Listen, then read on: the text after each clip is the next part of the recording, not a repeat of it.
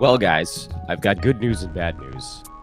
The good news is I think my cough is a little bit better.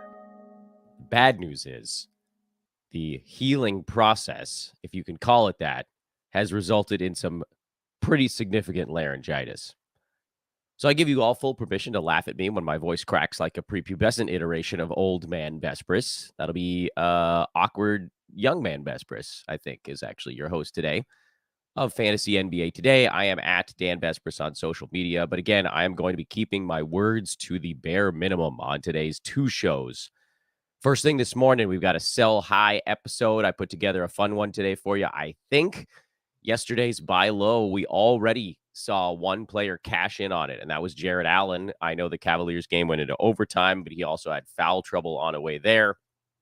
Allen, remember in yesterday's show, we talked about him being ranked at about 115. He's now in the 90s already after a big scoring ball game. We know what's going to happen here. He's still only averaging 28 minutes a ball game. When that gets up into the low 30s, that's when he pushes his way past that 60 some odd barrier. And hopefully you guys were able to make some moves quickly on yesterday's buy low list. Today, we've got a sell high list of 5 names. One of them is actually the same as a name from last week. And I think we'll have a few of these as we work our way through these types of shows throughout the season, because sometimes you can sell high on a guy and sometimes it doesn't kick in immediately. Sometimes it does. You know, we had the Brook Lopez sell or buy low last week, and that cashed itself in very quickly. But like, for instance, JJJ kind of didn't. So let's see what we've got queued up here on the Sell High show. Again, you guys can laugh at my silly voice as we work our way through. I'm totally fine with that. But we've got shows to do today. And so, damn it, I'm going to do them. There's the graphic for those that are joining on YouTube. Welcome to folks watching live, watching after the fact, listening on traditional podcast channels. Please do take a moment to like and subscribe in whatever fashion you're taking in this podcast. As you can see here on your screen, I wrote the word Week 5 in massive, massive font just to get everybody ready for what's coming next, which is slightly less massive font.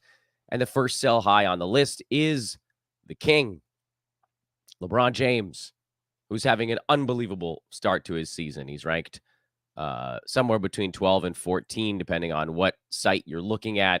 I think Yahoo had him at 12 last night. Basketball Monster has him at 14. Yesterday's ball game actually probably pushed him down just a little bit because he didn't have to play in the fourth quarter of a blowout. But either way, LeBron's been unbelievable so far, and he's been largely healthy. He played through the leg injury in the game where it happened and then didn't even miss a beat. I think he's played in all 14 of the Lakers games so far. Anthony Davis has 2, oddly enough, but I know he came out partway through a ball game and then sort of wasn't himself in the next one. But we're talking about LeBron right now. LeBron is averaging 25.5 points so far this year. 25.7, 2.3 3-pointers, 8 rebounds, 6.6 assists, 1.6 steals, 0.7 blocks on 59% from the field, 70% at the free throw line, and 4 turnovers per ball game. And I know what you guys are thinking. When you look at those numbers, none of those numbers feels all that unsustainable for LeBron when you compare it to other seasons he's had in his career. In fact, it's actually lower scoring than each of the last 2 seasons in LA. The main reason to consider LeBron a sell high is because this is the best percentage he has shot from the field or three-point land. Well, in three-point land, he's having the best season of his entire career. From the field, actually, this is also the best season he's had in his entire career, if that number were to stick. The closest he got was his final season in Miami, where he shot 56.7% from the floor. So 2 percentage points higher than that. And the best three-point shooting year he had in his career was the year before that in Miami in 2012, where he shot 40.5% on 3.3 threes per ball game. That's significant because right now, those seasons in Miami, it's important to note that he was taking 17.5 to 18 shots per game, and only 3.5 to 4 of those were from three-point land. This year, he's taking 16.5 shots per ball game, which, by the way, that's the lowest number for LeBron in his career. Yeah, let that sink in for a minute. And of those 16.5 shots, 5.5 of them are from three-point land. So right now, and look, I get it. LeBron is a powerhouse near the rim. He's always going to have a very high 2-point field goal percentage. But right now, everything is just very, very high. And this is not me trying to double down on what might be a bad take. It does seem like LeBron, from an efficiency standpoint, might just be a little bit better this year, perhaps because he has some folks on his team that can help him a little bit. But we also have to realize that because he's actually doing less than at any point in his unbelievable basketball career, the numbers will eventually reflect that. And you could say, oh, Dan, I think his free throw number is going to come back up. But we can't really bank on that because he's had plenty of seasons where he's shot around 70% at the foul line. He's had plenty where he's shot 73, 74, 78, 70 or 66. So it bounces around for him, and it has throughout his career. The one thing with these percentages, we just like the chances of him going up to 59% after not being really anywhere near that for a decade is so unbelievably slim that we have to fade this notion. His minutes are also down, much as we may like to laugh about the fact that he had to play 40 minutes in an overtime game and he played 40 minutes in a win earlier this year. They're trying not to play him in the fourth quarter. Basically, anytime the Lakers have a substantial lead or substantial deficit, if it's a deficit, he'll play the beginning of the fourth quarter. And if they make no headway, they'll get him out. If it's a big lead like yesterday, they're going to try everything in their power to not have to put him back on the court. And it worked. Yesterday he played only 24 minutes. Thinking about the blowout win over Memphis, he only played 23 minutes. LeBron's rotations, if you look at the way the Lakers bring him in and out of a ball game, actually lend themselves to him having a lower minute count than the other stars on the team. And whatever definition you want to use for stars is fine. But because LeBron tends to come out at about the 6-minute mark of the first and third quarters, and then come back in either right at the very end of that quarter or at the beginning of the second quarter, depending on, when the actual game break is, he starts the fourth quarter on the floor. And so if the game is a blowout, they're just not going to put him back out there to start the fourth. And that's what you got yesterday. So Anthony Davis got 29 minutes because he typically plays the entire third quarter or up until the last minute and a half of it. That's why his number was a bit higher. LeBron's rotations are designed to keep him off the court in the fourth quarter, if at all possible. And so when you roll all of that together, and I like to say when you roll it all into one burrito, the stuff with LeBron, 26 points per game is going to come down when the efficiency starts to come down. 1.6 steals is the biggest number he's had since 2014. That's a number that's likely to come down. Maybe not as low as last year where he had a career low 0.9, but it's likely to come down to something like 1.3, the way it has been in the past. And we can say, well, he has gotten to 1.6, 1.7 before. When he did that? When he was playing 38 minutes a game in Miami and Cleveland. Since his minutes have been in a little bit more check, the steals number has been down at 1.2, 1.3. So I expect that to drop. Blocks is probably sustainable for him. This is pretty close to where he's been throughout his career at 0.7. Turnovers in the high threes feels normal. And just not having the basketball to start the play as much as he does right now means the assists are probably going to be in the 6s this year. So what does that mean you should be looking for? And that's a long explanation as for a guy who said he was going to try to budget his words. Well, I think if you can get somebody back in the top 20, you do it. And I think LeBron has a big enough name where you can probably get someone back in the top 20. Someone maybe more sustainable in the top 20. Who might that be? Kyrie Irving is number 24 right now. He's someone that's going to climb the board as the field goal percent continues to tick up. And frankly, as everybody else starts to slow down, if his stuff stays somewhat constant, I think you'll see him slowly inch his way up the board. You might be able to get LaMelo Ball. I don't know if you want Karl Anthony Towns. Those guys are at 26 and 27, probably attainable. Maybe you're going a little too far back. Lauri Markkanen is right next to LeBron in the rankings. He's someone you might be able to grab. Do I think Bam Adebayo is likely to take a small step back? Maybe in blocks, but you could probably get Bam. You might be able to get Scotty Barnes now that he's sort of slumping a little bit. Think about what you can lock in. Now, if the best thing that someone's going to give you back is, a De'Aaron Fox, who I also have as a sell high guy, then maybe that's not the path. Maybe you just ride out the LeBron thing. But there are a number of players around him, I believe, on the board that will stay ahead of him as the season goes. And then again, with these trades, you're just trying to lock in a little bit of value and go from there. Next player on the list, who I just mentioned, is De'Aaron Fox. He's currently ranked number 18 in 9Cat. And our target for someone coming back in a De'Aaron Fox trade is anybody inside the top 24. So I don't think you're going to be able to aim quite as high as LeBron because Fox is coming off a bad ball game.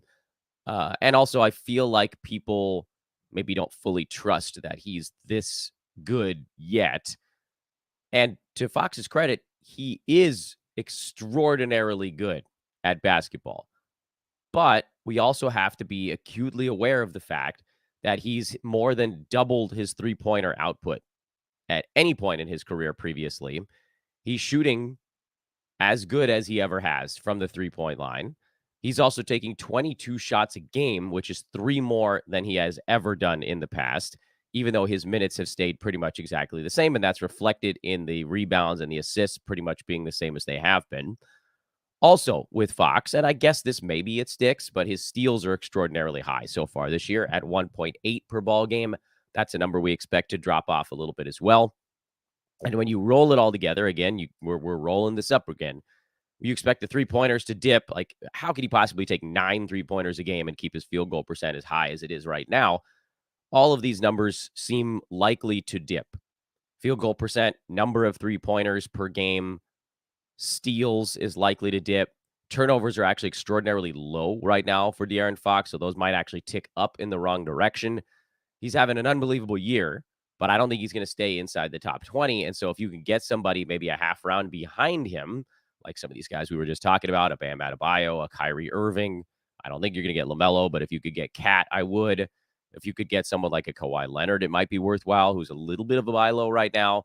Probably not going to be able to get Damian Lillard, but you could throw it out there and just see what happens. Maybe you could even get a Jimmy Butler in that mix.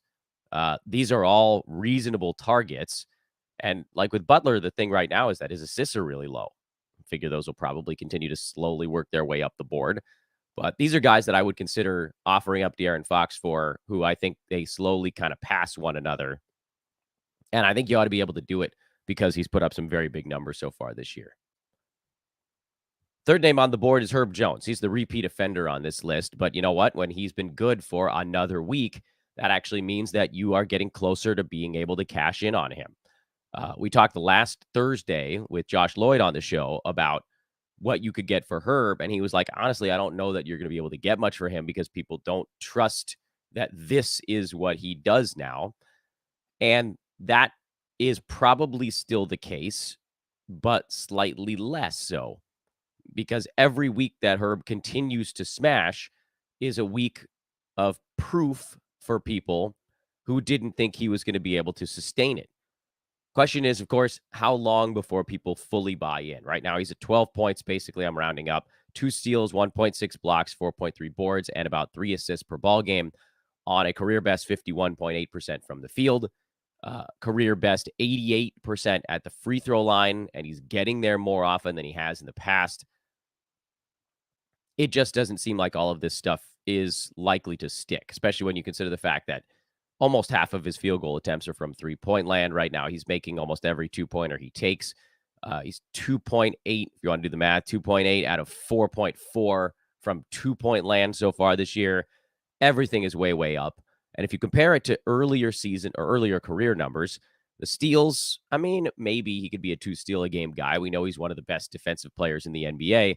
The blocks have more than doubled any previous season. So that number seems very likely to come down, along with field goal percent, along with free throw percent. But, and maybe assists come down a little bit as well, but that one's definitely not locked in stone. Yes, losing a block per game or 0.8 blocks per game, that does make a pretty damn big difference for him. And the field goal and all that stuff kind of going the wrong direction. But what he has shown so far this year is that he's going to be a playable fantasy asset. So I think you should be targeting somebody in the 50 range or above, even if we think Herb Jones dips just beyond that. The thing is, I don't know. So Herb is the I don't know guy on this board today. I don't know if you're going to be able to get a top 50 guy back. And if you can't, then I think I would probably just keep riding Herb, because at that point, it's better to roll the dice, see if he continues to go at this clip for another week. And maybe we'll talk about him again a week from today and say, okay, well, now you can aim for 50 or higher, because people are going to believe it a little bit more. Before we get to the next name on the board, I want to remind everybody again to please do take 10 seconds to go subscribe to iTunes, Spotify, or our YouTube page. It is very important. That's the big thing here. The more you guys hit that button, the more we can continue to invest time and resources into putting these shows out and information. It's also fun, frankly, on my end to see the number tick up little by little every day. So scroll on down, hit that button. Make sure you like the page on your way out as well. And come find me over on social media at Dan Bespris, or just Google search Dan from Sports Ethos, and the Twitter feed should pop up right near the top. Next name on the board is a new one for this week, but I have talked about him on the podcast before, and that's Jonas Valanciunas, who is currently ranked right around 40, depending again on what board you're looking at. You might be slightly in front, slightly behind. I think Basketball Monster has him at 39, and Yahoo has him at 41 or 42. Well, there's a lot going on with him that doesn't feel like he can keep it rolling. We've always known that JV can be a pretty decent fantasy contributor without a truckload of minutes. He was able to do that in Toronto long before he moved to Memphis, where he started to put up the really obscene numbers. But like, if you go all the way back to the Toronto days, he was playing about the number of minutes he's playing right now in New Orleans, which is about 25, 26 minutes per ball game. And he's putting up 13 and 9 with 0.4 steals and, 1.1 blocks or whatever it was on mid 50% shooting. And all of that is pretty darn close to what he's doing right now, with one very obvious exception. He is at a career best 1.7 blocks per game. The only time he ever got close to that was in a 19-game stretch right after he got traded to Memphis in 2018, when he was given carte blanche to be the whole offense. He took 15 shots a game, and he played 28 minutes a night, and he scored 20 points with 11 rebounds over that month and a half post-trade deadline, and he blocked 1.6 shots because he was just going buck wild. Anytime he's been in this 25-minute range, anytime an entire season he's been a part of, his high has been 1.3. So it would be pretty astounding to see him suddenly jump up by almost half a block over his career mark, especially when you consider that the minutes are not up and, frankly, might trend down depending on the health of someone like a Larry Nance, who's due back, Trey Murphy's due back, Zion has missed games here and there, and that's helped Valanciunas as well. CJ McCollum being out has actually helped Valanciunas because they've needed a little more offense in his stead. I think we can expect JV's minutes to probably trend down from 25 down towards 23 or 24. And I think we can pretty safely assume that the blocks are going down from 1.7. Where I was wrong was to assume that he'd be outside the top 100. I think JV has found that gear again that he had back in his Toronto days, where he can put up, top 70 to top 100 value in 25 minutes a game, but top 40 is asking too much. So if you're going to sell on Valanciunas, you want to aim for somebody in the 65 range or higher, because I expect him to dip into the 70, 80, 90, 100 bucket when the blocks come down, when the minutes start to inch back down, and you'll want to try to lock in a little bit of value above that, with a lot of factors that are pointed towards him going the wrong direction. And if you want to take a look at a few examples in there of somebody near 65 that might be worth trying to get with him, Nikola Vucevic is interesting. I don't think you'd be able to get Mikal Bridges, but he's down right now because of the low steals count so far this year. Who else is in there? You probably could get an injured Jalen Duren, although you might be asking for trouble there. Nurk is a possibility. Clint Capella is a possibility. I don't think you could get Freddie VanVleet, but if you could, I would definitely try to go get him as sort of a miniature buy low. A lot of really interesting names you could try to pry away from somebody with Jonas Valanciunas. I would suggest you do it. And here is our final name on today's show before I go rest my voice for a couple of hours. Kyle Kuzma. I've been yelling about this one on the regular show for a long time, and I've been yelling about it on Twitter. And so now I'll put him on his own actual moment here in the Sell High show. He's number 76 in 9 cap. But the beauty of Kyle Kuzma is that you probably don't need to trade to get someone back that's lower than him. People are going to want Kuzma because he's taking 20 shots a ball game. His scoring is high.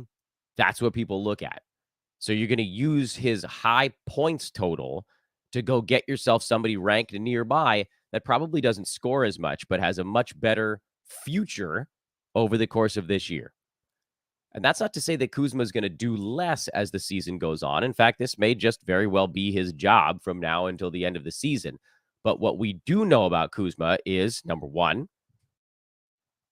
the shooting is above where it's ever been. He's at 47.5%, career 45% shooter. You expect that to come back down, especially with the exceedingly high volume. Free throws are much higher than he's been at any point in his career. And I get it. Sometimes guys get better at these things. But for someone like Kuzma, who's been in the NBA for what, almost a decade now, a little less than that, I guess, these things don't just both fix themselves in one offseason.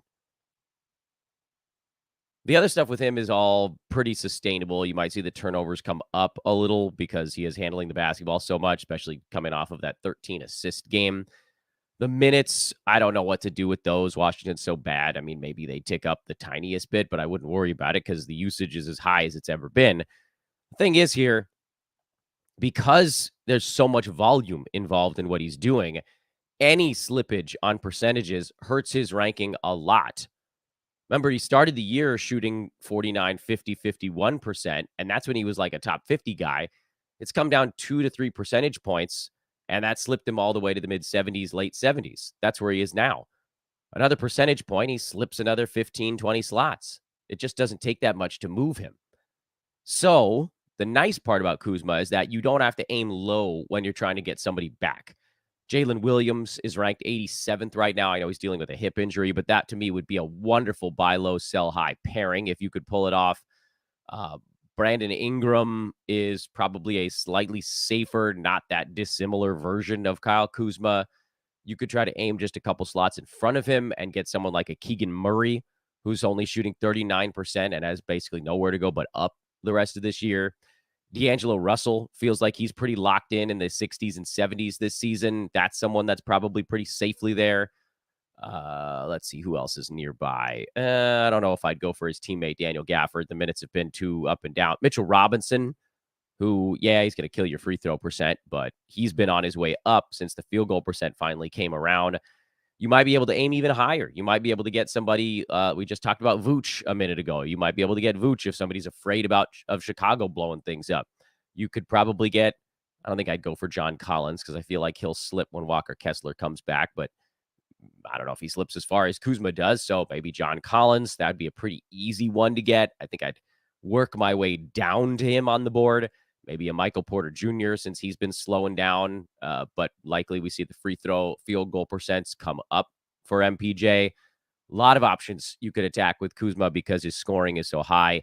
He's a great sell high because his points are big. That gives you an opportunity to trade for somebody that is near or possibly even above his rank because everybody overvalues points.